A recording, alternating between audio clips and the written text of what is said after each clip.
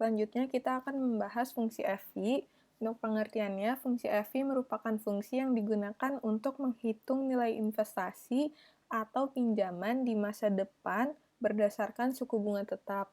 Jadi bedanya dengan fungsi PV, untuk fungsi PV mencari nilai pada masa kini atau sekarang, sedangkan fungsi FI itu mencari nilai di masa depan. Langsung masuk ke soal. Yang pertama, Indah mendepositkan uangnya di bank setiap awal tahun sebesar 5 juta dengan bunga sebesar 10% per tahun. Berapa total uang Indah setelah 10 tahun? Langsung kita masukkan data-data yang telah ada untuk rate-nya sebesar 10%, NPR-nya 10 tahun, dan PMT-nya 5 juta. Kemudian kita masukkan fungsi FI sama dengan FI buka kurung, rate-nya, kemudian NPR, dan untuk PMT jangan lupa kita negatifkan agar menghasilkan nilai yang positif, kemudian tutup kurung dan enter. Nah, jangan lupa kita berikan border dan warnanya. Lalu untuk tabel periodenya, di saldo awal periode tahun pertama, karena tidak dijelaskan di soal, berarti bisa kita berikan nilai 0, dan bunganya juga otomatis 0. Untuk anuitasnya, sebesar 5 juta karena telah diberikan penjelasan. Lalu untuk saldo akhirnya, bisa kita jumlahkan saldo awal ditambah bunga ditambah anuitas.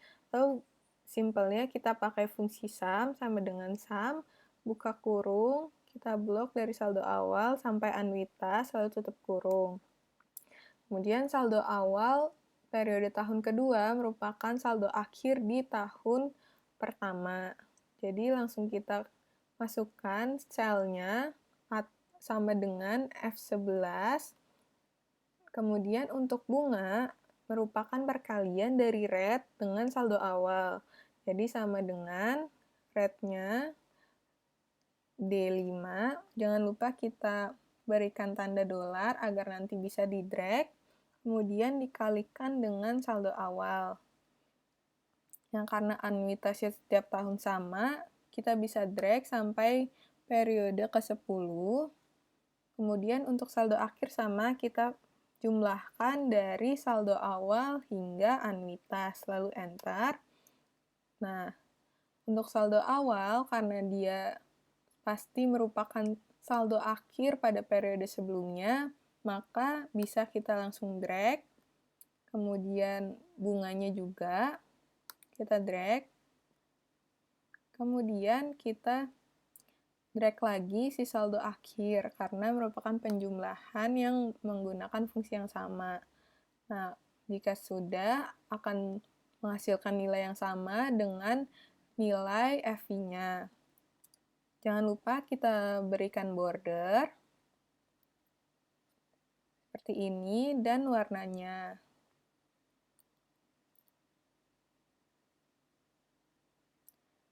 Kemudian untuk soal nomor 2, setiap bulannya Rizky membeli sebuah reksadana saham sebanyak 3 juta. Berapakah nilai dari reksadana saham yang Rizky beli dalam waktu 25 tahun lagi dengan asumsi reksadana saham tersebut mampu memberikan return investasi 12% pada setiap tahunnya? Nah, kalau fungsi FI ini kita harus pastikan untuk rate dan NPR-nya.